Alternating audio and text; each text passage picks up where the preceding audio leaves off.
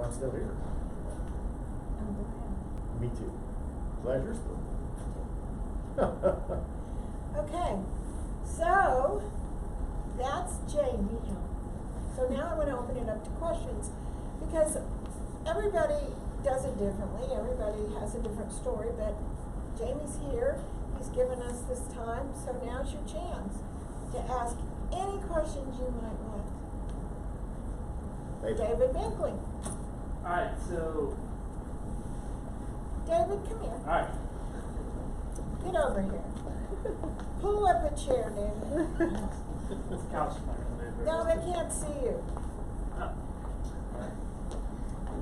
We don't usually invite other guests, but this wouldn't be bad, would it? No, not at all. Okay, so David, what do you want to say for yourself? Well, I remember how we used to bitch and moan in 2009, like, this sucks. What do we do? Like, so I'm thinking about, like, a lot of new agents in here. When we started, anyone with a pulse could get a loan and buy a house. It was great. And then it felt like the rug was pulled out from under us. What advice would you have while things are good, practices, principles to prepare and be equipped for a downturn? I think as far as like being ready, for me, being ready for a downturn is that you don't necessarily have an empty bank account when that happens.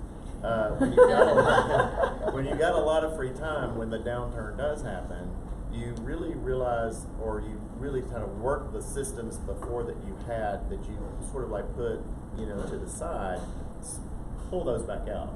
Start working again, start working your sphere, start, going people. The best business, you can put yourself on a bus bench, you can put yourself on a billboard, you can do whatever you can to say, hi, I'm here.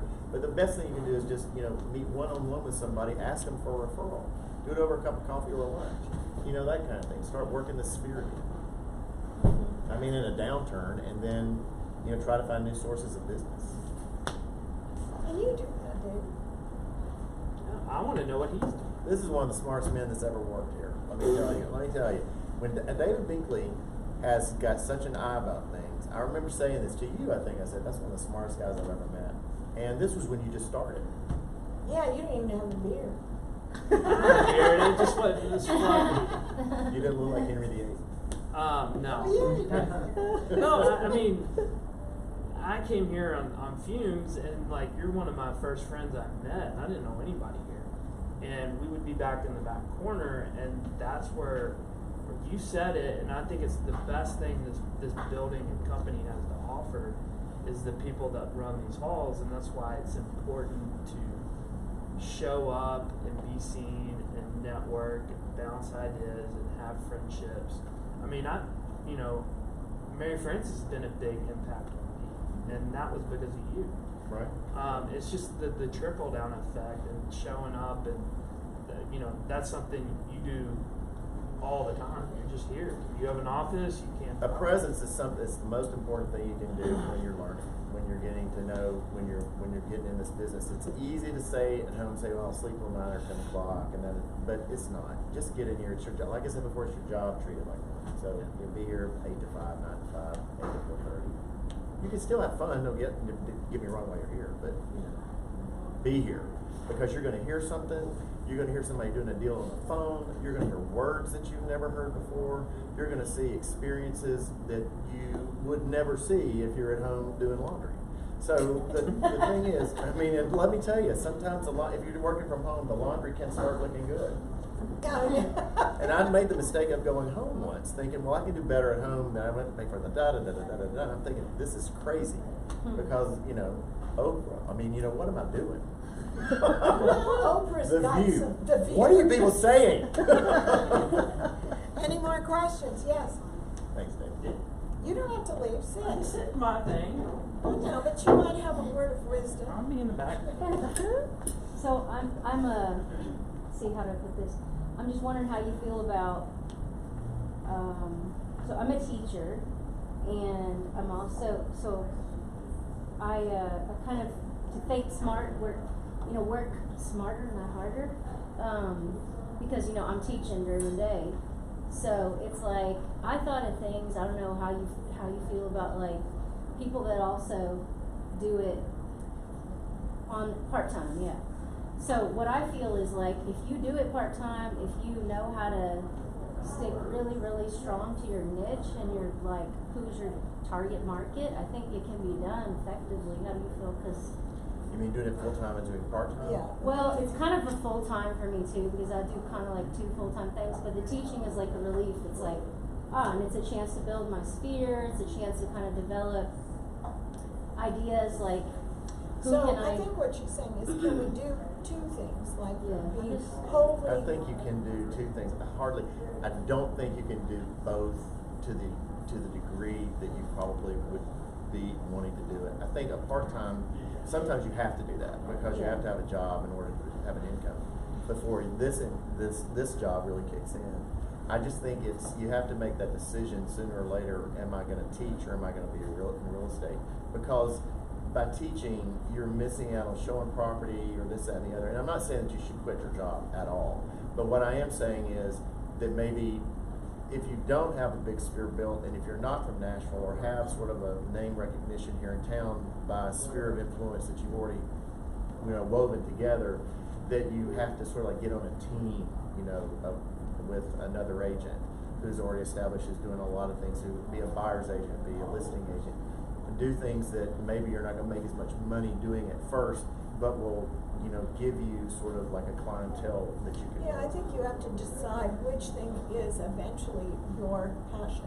And I thought about that And then you too. gotta go there, yeah. When I got into real estate, I thought, well, still doing the church stuff, this, that, and the other, and so I thought, well, but it's just really, really hard to do it part-time. It's really something that I think if you're gonna give your life to it, then you have to sort of give it to it.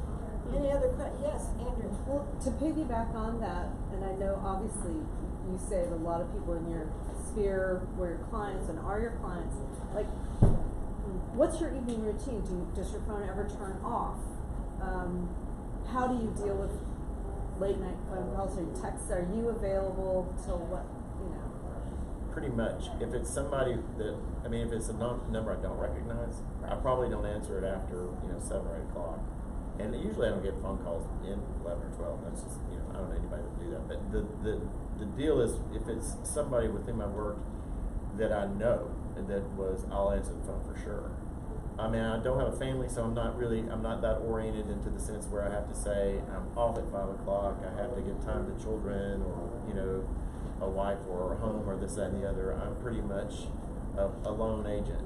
So I don't find, and I don't think, but I do think it's important that if you do have a family, that they come first, so that you do have to sort of like set guidelines for yourself, and you have to sort of like say, well, and honestly, you have to give that information up front. If you're working with somebody, the first time you go on a listing appointment, say these are my hours. Set your expectations early. It'll save you a lot of grief in the long run. Expectations are always met when they are understood up front. Yes, Dennis. How many newsletters are you up to right now a month? A month? Yeah, I only that do you one a send month. out. No, that you send out, like, many? total in your database. 600, I guess. That was a lot of folding and A lot of folding. stamping. Oh, and the stamping. First of all, Jamie has to have unusual stamps.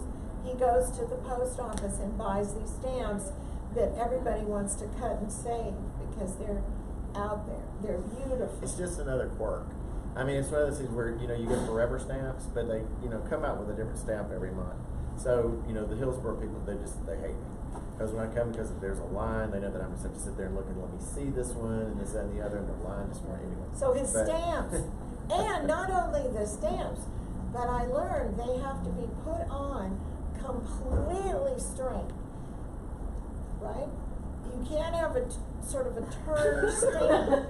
So if it sticks accidentally and it's not right, I have been known to be called on the card. I'm not really as concerned about the stamp as I am the fold being correct. Yeah, the fold. Hey, Jamie, our copier folds any direction you want. It's new. It's new. I'm very excited to know that. And then it did labels, and the labels couldn't be crooked, so I would have to sit there I need to get brownie points for this. You do. I'd have to be so careful I because. told you how much you meant to me. Yeah, okay. Do you do Facebook or any type of social media yourself? Do you do any of that? You know, I don't do it to the level I should, but you know, I'm sort of maintaining a business. I'm not really trying to grow it that much. I mean, in the sense I'm growing it in the sense that I would always love a new client within the work. But I mean, I'm not really, you know, I'm not like, you know, Chad has this photographer that follows him all the time. He's always on Facebook. Chad Woolers. I mean, he's a great friend. Did you see the last one? Where is this person? It's like, where in the world is Chad Woolers? But you know, he's made quite a hashtag name. bless, hashtag da da da da da. But you know, and Richard Bryan was doing that for a while, and I'm not, but you know, I always read it. It's not as pretty as Chad's. Well, no, Chad's sort of got that whole debonair sort of like, you How know, much dashing. volume do you typically do? How much volume? Well, that depends on the, you know, how much I work. I like to travel some, so I don't really push it as much as I should. I think the largest volume I've done has been 10 million in a year, and then the smallest I've done is maybe 4 million in a year. So, you know, somewhere in there, somewhere in between. But that does sort of like manage the lifestyle that I'm comfortable with. So. And that's really important. Sometimes we get caught up in just the game of it or more, and we end up not appreciating the life that we have, and we're, you know, on this wheel. So I Right. think you have to make a decision sometimes how much is enough. But I'm not saying that you shouldn't try to do 100 million if you want to. But I think Well, you that can't do 100 million being alone. that's true. Any other questions? Where do you shop now for your clothes? Oh, and that was another thing. He had this woman, and a man, Yeah, man. depending, would show up at the office with all this material, okay, and we'd pick out his jackets, his suits, and then they'd make It's them. a habit that I formed when I was in New York. Is that when I was buying clothing not sportswear, clothing meaning men's suits for the store, I would always go into the showroom.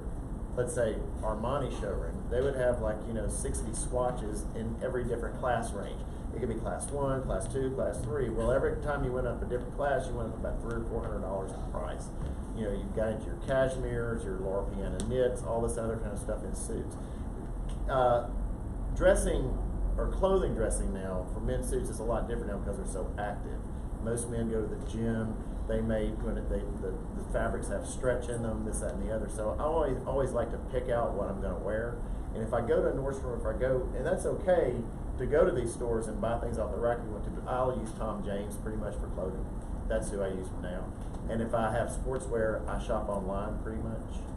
And if I really I have had the best time with Jamie. Can you see why we had? And we would sing. We love sing music. show tunes. Show tunes. We'd sing show tunes. And, anyway, it's been a wonderful time, Thanks, Bob. even in the bad time. Oh, it's been a great It's run. wonderful. It's been a great run and it's still got more to go. Yeah, really. Okay, if there's no more questions, we're going to let you go. All right. I thank you so much for this opportunity. Thanks, guys.